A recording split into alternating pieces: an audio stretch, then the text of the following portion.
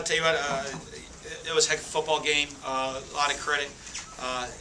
NC State, the team that they have, and I know Dave has, you watch them battle, how they play for 4 quarters. I know they got a very, very young football team, and you can see what he's building and the direction they're going in. I think he does an amazing job with the team the team they have and what they're building. And I don't know, everybody's going to be real excited to have them on the schedule next year with all the guys they have coming back. They played an excellent game today. I'm really proud of our guys though as well with how we come out in a bowl game. I think there's so much about execution of a bowl game. You haven't played in about a month. You come out here, you know, the weather's a little iffy out there. Field conditions are rough. I mean, it's muddy and you know, but we've played in the rain before, had success raining before. Our guys, you know, they're kind of mudders. Even the last time I was on turf, they don't know the difference between that anyway. It's raining, it's a field's a field. You just got to Jedi mind trick them that way, and they're good to go. But I'm proud of how we came out, executed all 3 phases. I think that's the most important thing. Didn't let the weather bother us or affect us, and how we executed on offense. Coming up, making some big plays on defense, creating turnovers early in the game was huge. And you know, defensively, I thought we played excellent throughout the night. Gave up a couple of big plays. But I think, you know, if you want to see the character of the 2 programs, to me, that battle right there at the end, down on the goal line, I mean, of a lot of younger guys are in the game, and both sides are battling and fighting right to that final whistle. So it was a heck of a game. I'm really proud of our guys. Really proud of this team. I know everybody picked us to finish dead last in the SEC this year. They don't listen to that. They came back, and, you know, in 114 years of Mississippi State football, only 6 teams have won 9 games. They're one of those 6. And to do it in, you know, up until 2 years ago, there had only been 4. And to do it with this group, you know, this senior class, to do it in consecutive years is really special. I guess if we count Damian Robinson, he got 3 of them in there under his belt for being here for 6 years. 3 of the 6. But I tell you what, I'm so proud of our team, proud of our players in this senior class. I think they've really changed what people think Mississippi State football is all about. After patching the offensive line together, how do you think they performed tonight? I thought they did a really good job. You know, we talked about, you know, the key was, you know, with those guys, with guys banged up, we're moving guys around to you know, control the line of scrimmage, you know, cover guys up in the run game, protect the quarterback in the pass game. You know, I especially with the weather, we knew we were still going to come out and throw the ball. We weren't going to ask them, hey, you guys just kind of pound away, you know, with the patchwork and all the injuries we have on the offensive line with the patchwork group up there.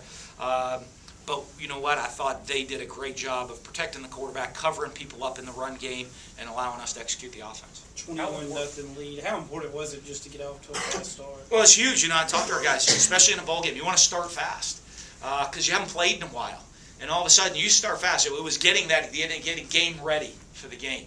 You know, I mean, our guys are prepared. I think we did a great job preparing in practice back in Starkville. We got a great week of practice and preparation here. But the fact you hadn't played in a while, that game ready of going out there and applying your preparation to going to play the game. We do a great job. You know, first play of the game, we get an interception, come out and score right away. We create another turnover. You know, we get a stop, long pass, touchdowns. You know, I mean, making big plays and executing clean gives everybody a lot of confidence for the entire game. Coach, can you put into words what Dak has meant to this organization? Yeah, I don't think I can. I don't think there's words to really describe what he's done for this program. I think he's taken a university and a football program and changed the way people think about themselves. Maybe that's the best way to do it, which is pretty unique. Watching that out there today again, I've coached a lot of good players. I've coached a lot of good football players, and I hate comparing guys, but he very easily could be the best guy I've ever coached. And, you know, I mean, he is a special football player, a special talent. To do what he did in conditions he did it in today, to come out there, execute the way that he did was phenomenal. I know you mentioned every team kind of has a shelf life, but just moving into next season, just how big is it for a team to get a win just going into the offseason? Well, I think it is huge.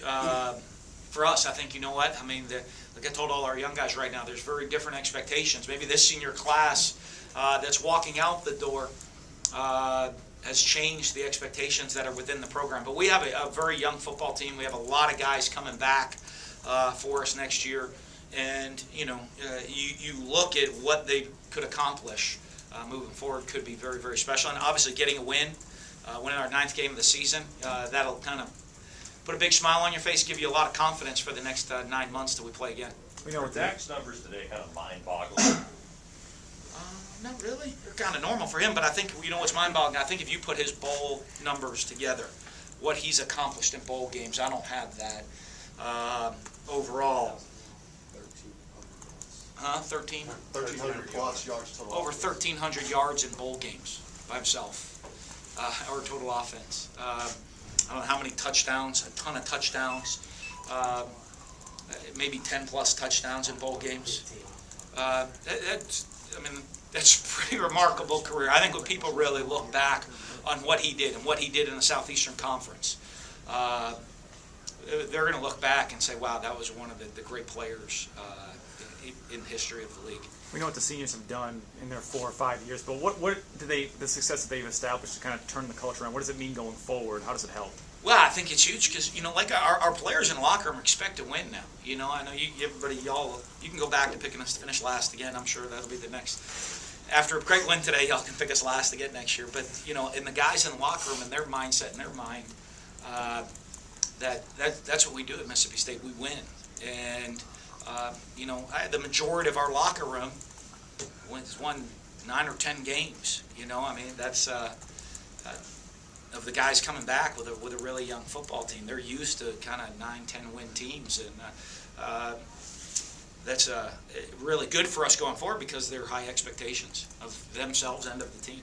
Coach, Dak, they announced Prescott was one of 4 players with 9,000 career pass yards, 2,500 rush yards in FBS. Another one is Tim Tebow, who you worked with closely, Yeah. of course. Similarities between those 2 guys and the way they carry themselves or on the field? You know what? They're both unbelievable competitors. They both are unbelievable leaders of their team and do things the right way. They both won the senior class award for them, not just the most outstanding player, but the most outstanding student athlete in all of college football, and what they do in the community. And they're both outstanding men. And I think most importantly, you look at them, they're both 2 young men that are going to be successful in whatever path they pick in life. They're going to be successful because they're winners in life.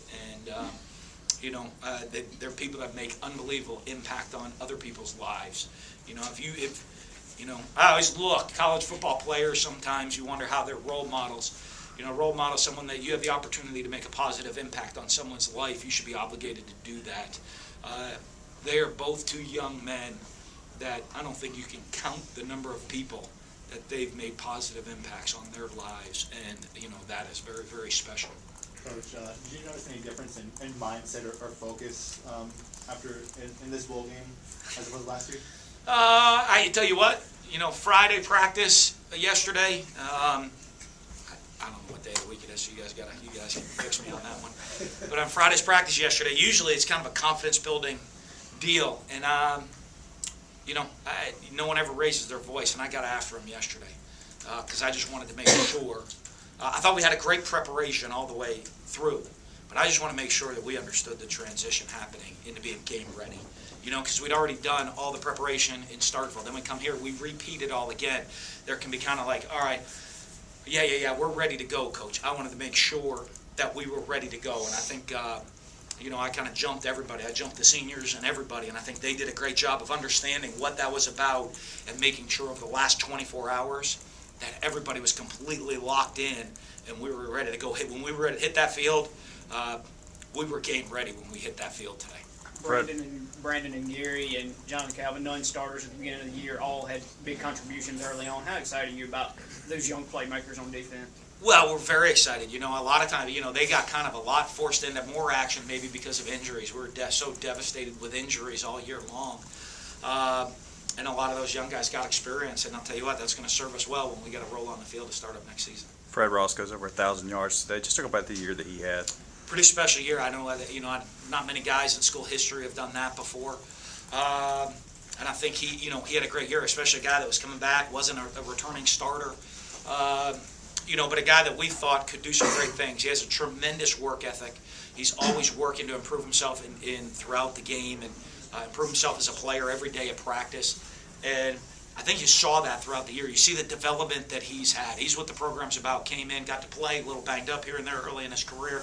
Comes out, continues to work, develop, and I think, looking at his future, he has the opportunity next year to probably leave one of the top receivers in school history and set a lot of receiving records here. Has it set in for you that that's the last time you get to see Dak Prescott play for you in Mississippi State? No, I'm tell you what, I'm probably not going to really set in till about March 17th or 21st, or I don't have my calendar in front of me. We walk out there for the practice field, and he won't be there. And with a lot of those seniors, I think it'll really start to settle in then that hey, we've moved forward. He's such a special. It means an awful lot to me, because he believed in me in deciding to come to Mississippi State, and we've been through a lot together. And the great thing is I know it's not going to be the last time I see him play, because I'm going to make sure I get to see him play in the future. Coach, you were up 21-0, and then they came back and scored 2 touchdowns. How are you kind of able to wrestle back the momentum? Well, I think we have a lot of veterans. Some of the guys, especially guys like Dak, and some of the older guys on the team. We've been in those. Like I said, NC State's an excellent football team. We were talking about that. They've been. You've watched them in games. They've been up, they've been down. They always battle. We knew we were here for 4 quarters. We get up 21-0 early. We knew there's a lot of football left to play. And there was, the key is for your guys to understand there's no panic. Just continue to go play our game, continue to execute. We get 2 scores late in the first half, to score those 10 points late in the first half. I think, all of a sudden, it's the guys not worrying about stuff. They come back, we're going to respond. We come out. We started slow in the second half, and they come and score again. But guys just continue to come out, trust what they're doing, trust their teammates, respond and play, and continue to play for 4 quarters. Coach, defensive line seem to have a tough time blocking Nick James. Just talk about him and the defensive line, just how well they were able to get back into the quarterback during this game. Well, I think it was an important aspect for us coming into the game. We thought, our D-line needed to really control the line of scrimmage there for us because they're very, very multiple. They're taking shots down the field. They got the jet sweeps. They got the jet sweep reverse, fake the jet sweep, run the ball. I think by being able to get some pressure with our guys up front, took away some of their deep shot home run passing, which is, they do so well in the play action game. And I think that was going to be a huge aspect of the game for us to be able to defend the play action passing game. And we were able to do it by getting pressure, and that's the best way to do it. All right, thank you.